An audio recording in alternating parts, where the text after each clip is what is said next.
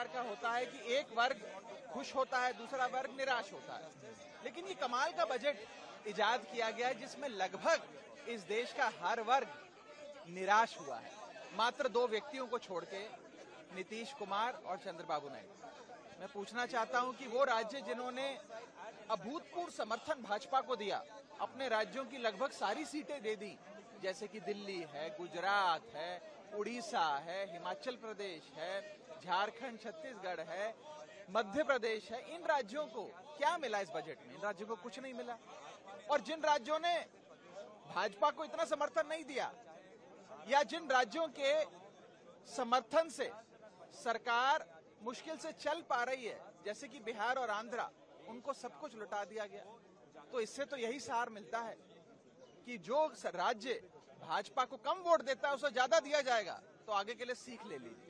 और दूसरी चीज, जहां तक एक आम नागरिक की बात है, इसमें कोई दो राय नहीं है, आपका इकोनॉमिक सर्वे भी, सीएमआई की रिपोर्ट भी, और जितने भी ये एजेंसीज हैं, इनकी जो भी सालाना रिपोर्ट्स आती है, साफ बताती हैं कि इस देश में आय तो बढ़ नहीं रही, लेकिन महंगाई बढ़ती जा रही है। अगर आय महंगाई के अनुसार नहीं बढ़ेगी तो इस देश का हर नागरिक एक महीने से गरीब होता जा रहा है। और उसके ऊपर निवेश करने वाली जो एक बहुत बड़ी तादाद थी इस देश में, उसको लाचारी के कगार पे लाकर सरकार ने खड़ा कर दिया, जिसमें सबसे बड़ा, मैं कहूंगा, बॉडी ब्लो इस देश के इन्वेस्टर्स को दिया गया है, वो है इंडेक्सेशन की। जो लाभ आपको दिया जाता था वो आपसे छीन लिया।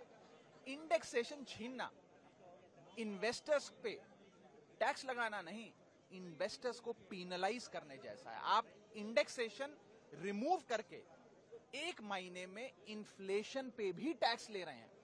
यानी कि आज तक आप खाने की कोई वस्तु खरीदें, कोई सुविधा खरीदें या इनकम कमाएं, उस पर तो टैक्स देते थे।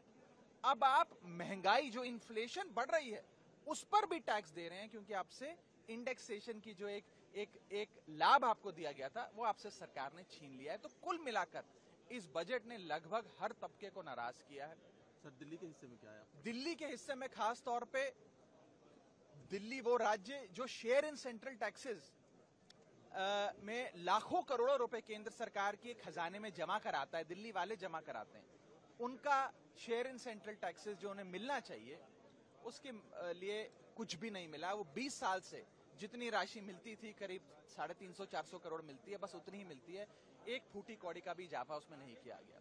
और एक प्रकार से पक्षपात तमाम राज्यों में किया गया है, दुर्भाग्यपूर्ण है। और मुझे लगता है कि शायद ही कोई ऐसा बजट होगा इस देश के इतिहास में जिसने लगभग सबको निराश किया हो। और यहां तक कि अगर आप भारतीय जनता पार्टी की समर्थकों से बात करें, इंटरनेट पे देखें या इंटरनेट के अलावा भी सड़क चलते भाजपा के समर्थकों से बात करें, वो सब भी इस बजट से निराश हुए हैं।